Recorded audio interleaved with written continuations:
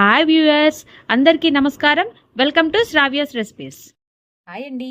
ఇవాళ మన recipe egg masala curry. అయితే ఈ రెసిపీ ఎలా చేయాలనేది చూద్దామా మరి. ఇక ప్రాసెస్ స్టార్ట్ చేద్దామా అండి. కొని ఆయిల్ పోసుకోండి.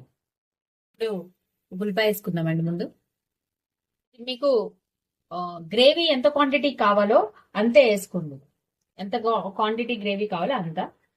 ఫస్ట్ ఉల్లిపాయలు వేయించుకుందామండి. గోల్డ్ షేడ్ వచ్చేదాకా ముందు వేయించుకుందాం ఉల్లిపాయలు. ఇప్పుడు మనము కొన్ని పచ్చిమిరకాయలు వేసుకుందామండి. స్పైసీకి తగ్గట్టు వేసుకుందాం పచ్చిమిరకాయలు. ఉల్లిపాయలతో పాటు వేయించుకోండి, ఎందుకంటే దీంట్లో మళ్ళీ విడిగా కూడా నేను కొన్ని పచ్చిమిరకాయలు కర్రీలో వేసుకుంటాం కాబట్టి పేస్ట్ లోకి కారాన్ని తగ్గట్టు వేసుకోండి.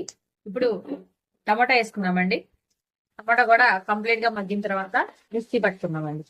కొంచెం జీలకర్ర వేసుకున్నామండి. దీంతో పాటు జీలకర్ర వేసుకుని కలుపుతాం. ఇప్పుడు కొంచెం ఉప్పు వేసుకోండి.